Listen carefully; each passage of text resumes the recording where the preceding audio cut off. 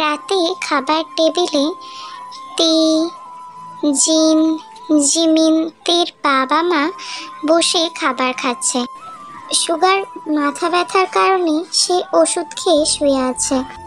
তে একটু দুষ্টুমি করার জন্য বলল, মা, দিদিকে আর খাবার দিও না, দেখছো না দিদি কত মোটা হয়ে যাচ্ছে, বিয়ের পর আরো মোটা হয়ে যাবে। তারপর দিদিকে দেখলে সবাই হাসবে।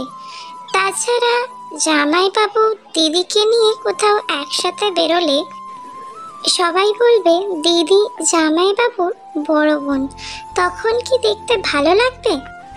তের বাবা বেশ মজা পাচ্ছে, কিন্তু তের মা ভয়তে চুপসে গেল। তিনি সাজসজ্জা রূপচর্চা নিয়ে বেশ সেন্সিটিভ। ভয়ানক দৃষ্টিতে বড় মেয়ে জিনের দিকে তাকিয়ে তের দিকে তাকালো। তের দিকে তাকিয়ে ভয়ার্থক দৃষ্টিতে বলল, এখন কি করব তে তবে? জিন মায়ের দিকে তাকিয়ে চিন্তা এবং ভয়ার্থক দৃষ্টিতে একবার তের দিকে তাকালো। তে মেয়েটা একদমই সুবিধাজনক নয়, সেটা জিন খুব ভালো করেই জানে। তের কাছে বেশ ভালো লাগছে জিনের মুখটা। সে মুখ গম্ভীর করে বলল, মা, দিদিকে আজ তেতো করলার জুস খাওয়াও, তার সাথে নিম পাতার রস। দেখবে শরীরের চর্বিগুলো বাপ বাপ বলে পালাবে। জিমিন তের কথা শুনে মুচকি মুচকি হাসছে। তের নজরে জিমিনের হাসি চলে আসায় তে মায়ের দিকে তাকিয়ে একটু দুঃখী দুঃখী ভাব নিয়ে বলল, ছি ছি, নিজের প্রতি নিজেরই লজ্জা হচ্ছে।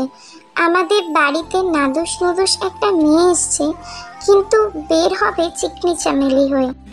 ছি, লজ্জায় রাস্তায় মুখ দেখাতে পারবো না। মা, তুমি জিমিনকে আরেকটু খাবার দাও, এভাবে আমার বান্ধবীকে কষ্ট দিচ্ছ কেন? তের মা জিমিনের দিকে তাকালো। জিমিন খাবারের প্লেটটা রেখে তের দিকে তাকিয়ে আছে, যেন কোনো ভূত দেখেছে। তে, কি বলছিস তুই এসব? আমি তো তোদের বাড়িতে এসেই মোটা হয়ে যাচ্ছি। আমি বাড়ি থেকে যে জামা কাপড়গুলো এনেছিলাম সেগুলো সকালবেলা পরতে গিয়ে দেখি জামা কাপড় গায়ে হচ্ছিলই না।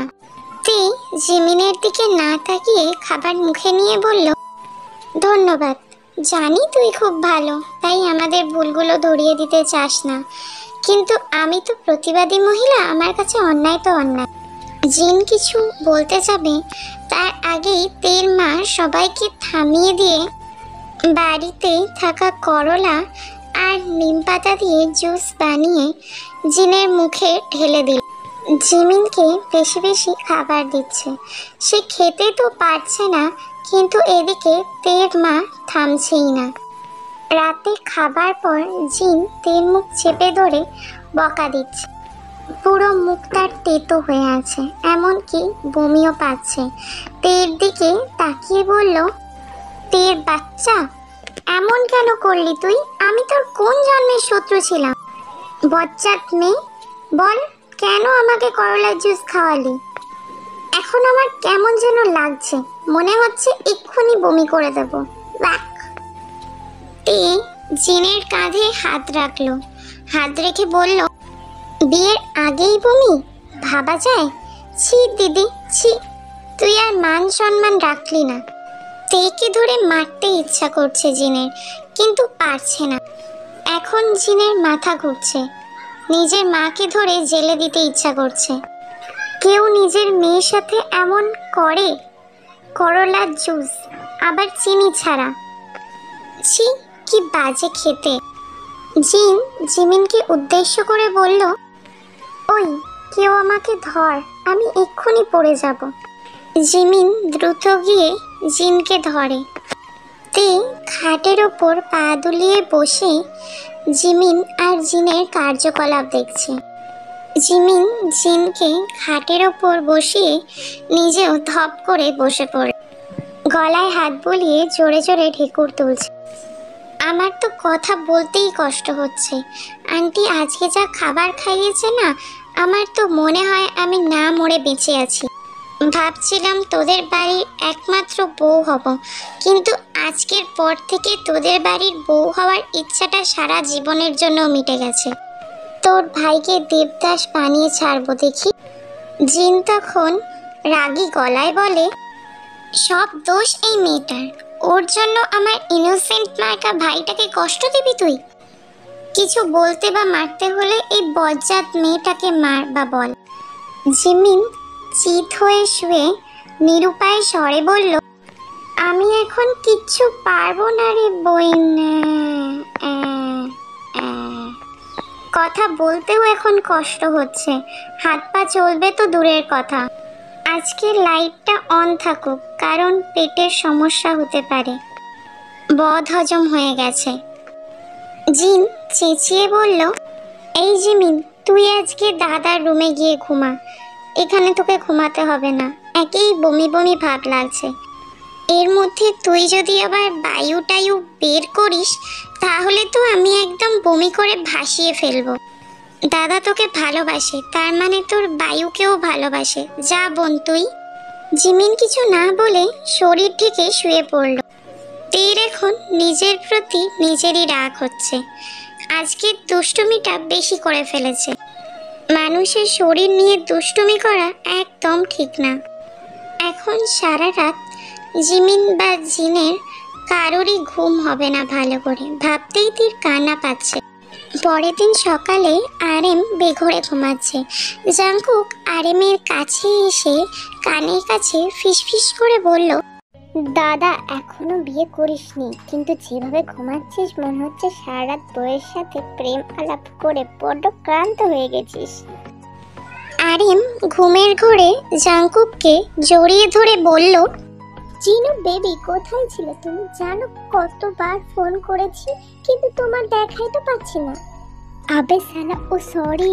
আবে দাদা, আমি বৌদি না, তোর অনলি ওয়ান ছোট ভাই। ছি, আমার সাথে এইসব করছিস তুই? বেসুরা গান ধরলো আরেম।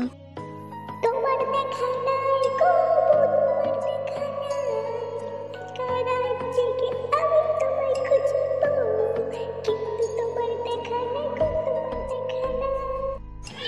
জাংকুক অনেক চেষ্টা করার পরও যখন নিজেকে ছাড়াতে না পারে তখন হাতের কাছে টি টেবিলে থাকা জলের বোতল নিয়ে আরেমের মাথায় ঢেলে দেয়।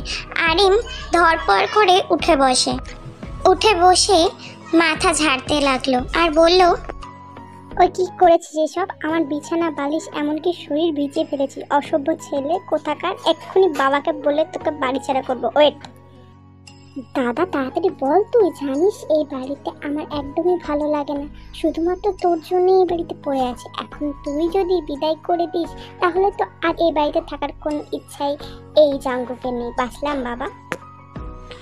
আরিম বিছানা থেকে উঠে জাংকুকের পিঠে চড় মেরে বলল, তুই কোনোদিনই ঠিক হবি না বল।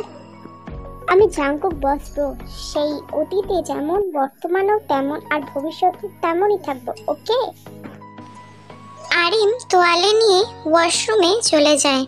জাংকুক নিজের রুমে গিয়ে জেহবকে কল করে, হেই ব্রো, কই তোরা? আমাদের দাদার শালিদের জন্য ধামাকা রেডি করছি, যেমন ভাবে বলেছিস তেমন ভাবে হচ্ছে সব। Wow great! এখন শুধু দাদার শালি সাহেবাদের কলেজে পা রাখা অব্দি ওয়েট করতে হবে। জাংকুক হাসতে থাকে ফোনের ওপাশ থেকে। জাংকুকের হাসি দেখে জেহব আর ইউনো হাসতে থাকে। ইউনো হাসতে হাসতে শীষ বাজিয়ে বলে, এই যে বেআইন সাপ, ভাব নিয়েন না, তিনটে বেআইন যেন দেখেও দেখে না। হা হা হা হা হা হা হা।